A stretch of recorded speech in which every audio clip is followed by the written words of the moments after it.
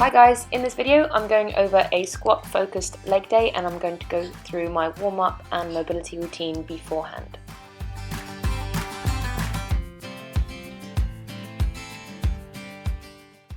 First we're warming up with glute bridges.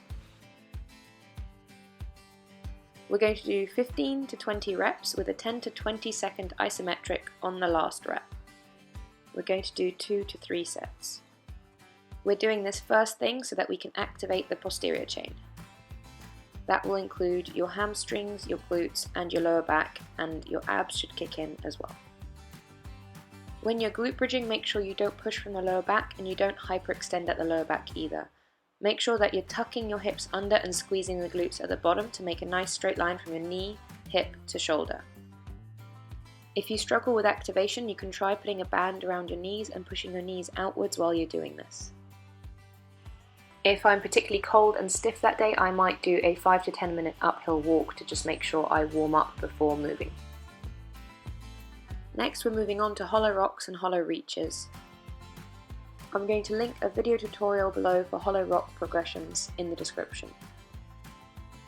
Here I'm focusing on pushing my ribs down while my arms are overhead, and then really focusing on keeping the hollow position so I can rock forward and then get into a sit-up position where I focus more on straightening my back and using my hamstring length to get into the full sit-up. You can switch between doing the hollow rocks and the hollow reaches for more of a burn.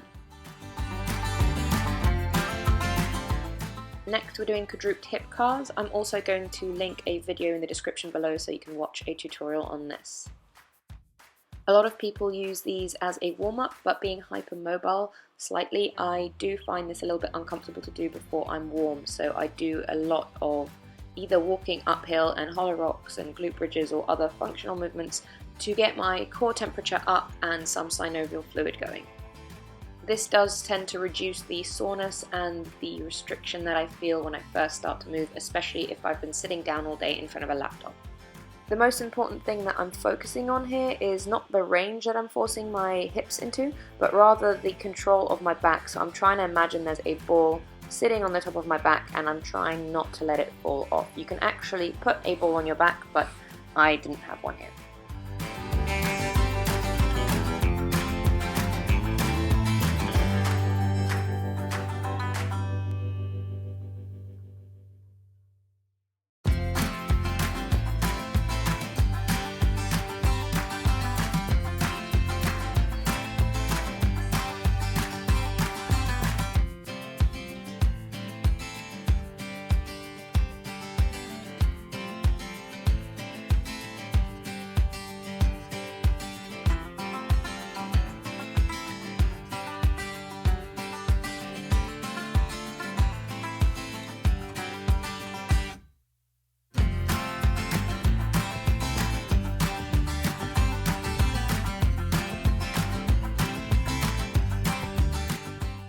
So next I'm using a red band to do seated cat camels, or in other words, banded spinal segmentation. Pull the band forwards and place your hands on your knees. Pull your belly button towards the spine. You're going to try to segment and move just the vertebrae that are being pulled by the band. You can hinge your hips to assist with the lower part of your spine. Try to use each part of the spine separately and use your muscles in your back and your core to control the movement. We're going to work our way up the spine until you reach the thoracic area.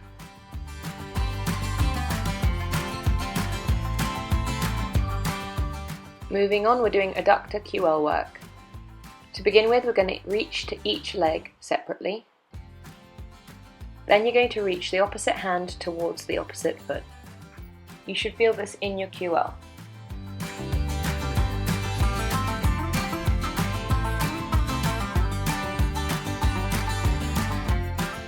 Moving on, you're going to search around the semicircle from foot to foot, feeling where you're most tight and using active flexibility work to release. So you're going to contract the hamstring and then relax to get a little bit further down. You can think of pulling your body towards your leg using your core muscles and compression strength.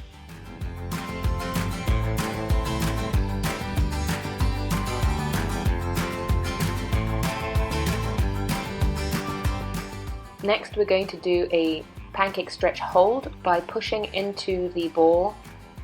I usually go between 10 seconds of max contraction pushing into the ball and then pulses afterwards to loosen off.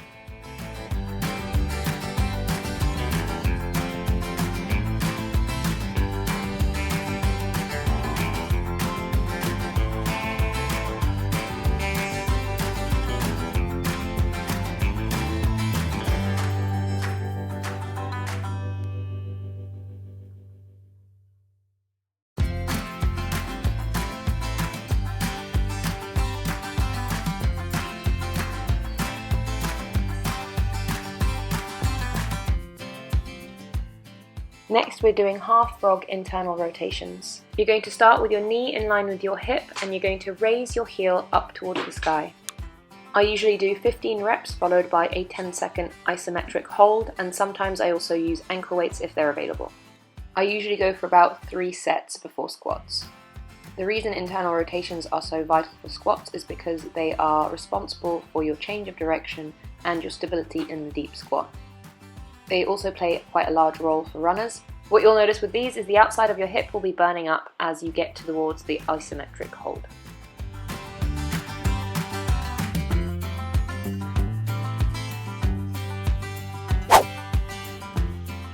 I usually start with a warm-up set of 40 kilograms with front and back squats. If I'm working squats, I usually like to go for around 10 sets of squat variations, playing around with different tempos as well, depending on what I'm trying to achieve. Today I was just trying to get some extra control in the hip extension part of the squat because of increasing the length at which my adductors will work during the session. Sometimes I will also do butterfly, pails and rails and other variations of adductor strengthening work before squatting, but today specifically I wanted to just lengthen the muscle and activate lightly, not to fatigue it too much. This is mainly because I had only recently read a scientific study connecting the adductors with hip extension and how squats are actually an adductor exercise. So I'd only recently found that out and then started using a different sequence of how I was using my mobility work mixed with strength. Since then I've also used more brutal techniques of using adductor mobility and stability work before squatting, and I've also done days where I've done absolutely none to see what the difference is feeling like. Also, I'm sorry about the camera angle because I keep putting it down slightly differently and I think it's ever so slightly on an angle, so it's hard to quite tell what's going on. Sometimes with the level of my hips it looks a little bit wonky, but you have to look at the floor to see it properly. What I am also doing is with each set I am increasing the weight that I'm working with. This might not be the best way for strength. Also, a lot of stretching before strength work isn't advised if you're trying to do your 1 rep max or if you're trying to prove your strength. This isn't what this is about. Today, like most days, I am just trying to work control to my best ability. Now, I am slightly hypermobile and I've had 2 quite serious spinal injuries, so my main goal with all of this is always just to control my movement and feel good with it. It's not about how heavy I can lift, it's about how heavy I can lift with control and with feeling like my muscles are fully engaging and there's no compensation going on and no pain. I'm going to let the rest of this footage run through so you can watch through and fast forward and check out what the rest of my workout was like if you want to.